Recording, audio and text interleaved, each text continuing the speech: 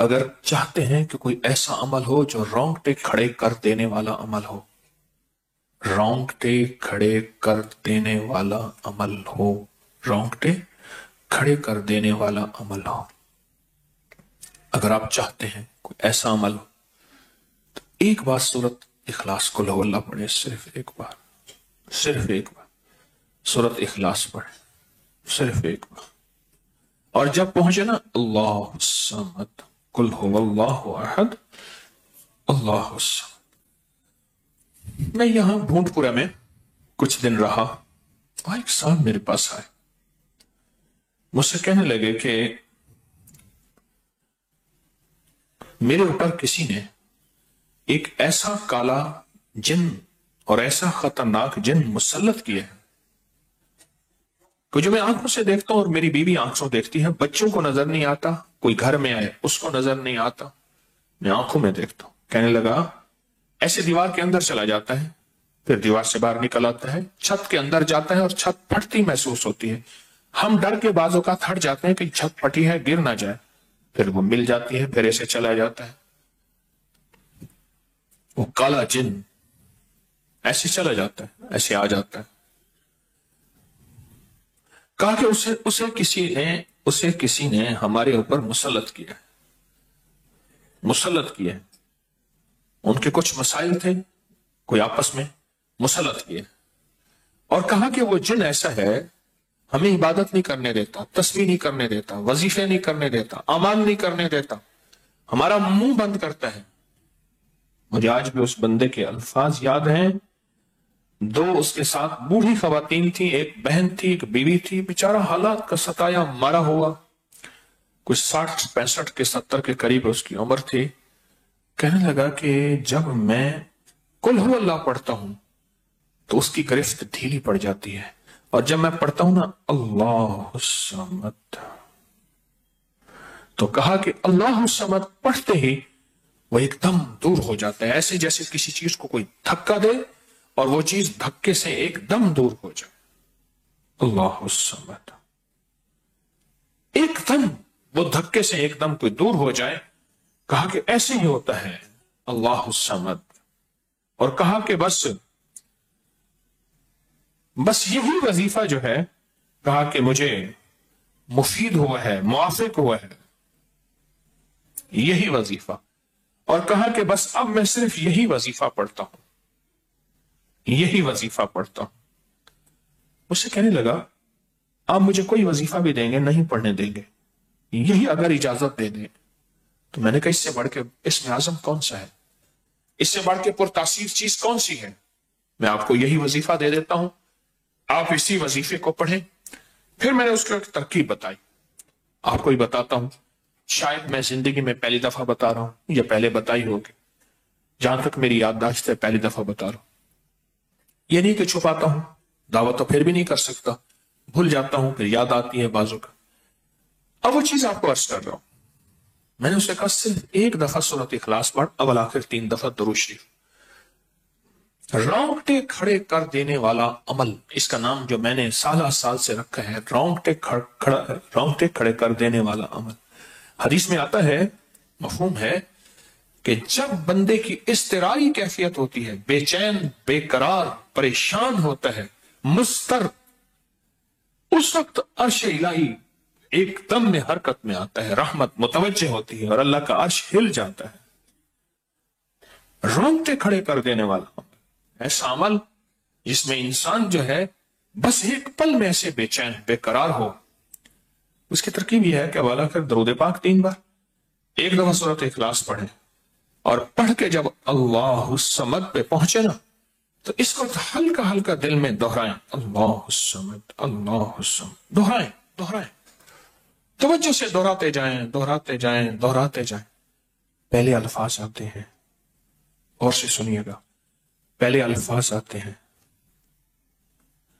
پھر کیفیات آتی. پہلے الفاظ آتے ہیں، پھر کیفیات آتی ہیں. پہلے الفاظ آتے ہیں، انسان پہلے الفاظ سے. بچے کو آپ ایسے لوگوں میں، بچے کو ایسے لوگوں کے ساتھ پلنے کے لیے جو بول نہیں سکتے. بچہ کبھی نہیں بولے گا, وہ کہاں کرے گا, کرے گا, بول نہیں سکے گا, کیونکہ بچہ الفاظ چنتا ہے, پھر وہ الفاظ بولتا ہے. پہلے الفاظ ہوتے ہیں. کسی نے پوچھا, حضرت میرا دل ذکر نہیں کرتا, بس زبان سے کرتا ہوں. کہا مبارک ہو, اللہ نے جسم کے ایک حصے زبان کو قبول کر لیا ہے, اس کو نہ چھوڑنا, ایک وقت آئے گا دل بھی قبول ہو جائے گا. ایک وقت آئے گا دل بھی قبول ہو جائے گا. اس زبان والے ذکر کو نہ چھوڑنا, ایک وقت آئے گا دل بھی قبول ہو جائے گا.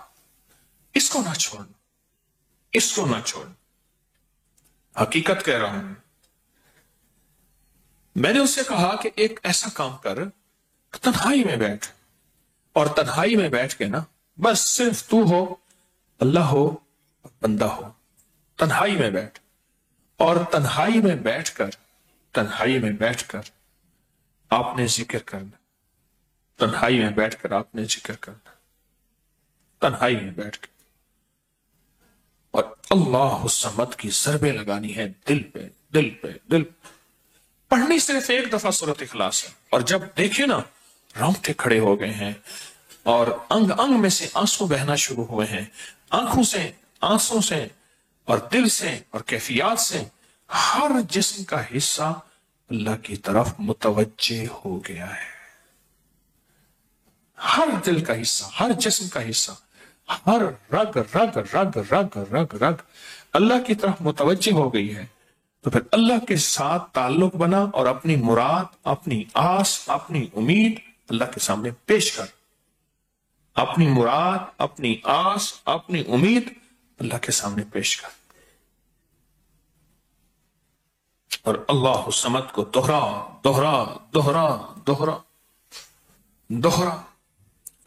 یہ جو جنگلوں میں کہتے ہیں چلا کیا فلاں بابا جی نے, پہاڑوں کی غاروں میں چلا کیا فلاں بابا جی نے, کنووں کے اندر چلا کیا, ابھی بھی ایسے کنویں موجود ہیں جس کے نیچے اتر کے پانی بھرتے تھے. اس کو ہمارے برے صغیر کی زبان میں باولی کہتے ہیں. اس میں نیچے جا کے پانی بھرتے تھے. میں نے بخارا کے اندر دیکھا, اور کئی جگہ دیکھا, ٹھٹھا میں بھی ابھی وہ ہیں, ٹھٹھا میں لیکن خشک ہو چکے ہیں, نیچے جا کے پانی بھرنا. ان کنووں کی گہرائیوں میں جا کے, تنہائیوں میں بیٹھ کے, خشک کنووں میں اللہ الصمد اور ذکر. اس کی وجہ اندر تنہائیوں میں. یا پھر کیا کیا, کہا کہ روئی کا تھوڑا سا گیلا کر, اور پیسی ہوئی کالی مرچیں اس میں ملا, اور کانوں میں ڈال کہ کوئی آواز کانوں تک نہ پہنچے. میری اماں رحمت اللہ علیہ کے پاس طوطا تھا, تو اس طوطے کو کلمہ پڑھاتی تھی. رات کو پڑھا پڑھا کے نا اس کے کانوں پہ موم لگا دیتی تھی. میں نے خود دیکھا, کانوں پہ موم لگا دیتی تھی کہ ساری رات اس کے کانوں میں, ساری رات اس کے کانوں میں اور کوئی آواز نہ جائے. جاگ رہے, اور کوئی آواز نہ جائے. اچھا ایسا کرتے رہے کرتے رہے. میں نے خود دیکھا کچھ عرصے کے بعد اس نے کلمہ پڑھنا شروع کر دی. ایسے ہی ہم اگر مشق کر لیں, جانور کی مشق ہو جائے تو اس کو کلمہ زبان پہ آ جاتا ہے. اگر ہم کبھی بھی کسی جنگل ویرانے میں, کبھی گھر کی تنہائیوں میں, کبھی کہیں بھی ایک دفعہ سورۃ قل ہو اللہ پڑھیں, اور ایک دفعہ سورۃ اخلاص پڑھیں, اور ایک دفعہ سورۃ اخلاص پڑھیں, لیکن اللہ الصمد کو بہت زیادہ دوہرائیں. اصل میں اللہ میں نقطہ نہیں, صمد میں نقطہ نہیں. یہ حروف صوامت ہیں, یہ بے نقطہ حروف ہیں, اور ان بے نقطہ حروف میں بہت طاقت بھی ہے, بہت تاثیر بھی ہے, بہت کمال بھی ہے.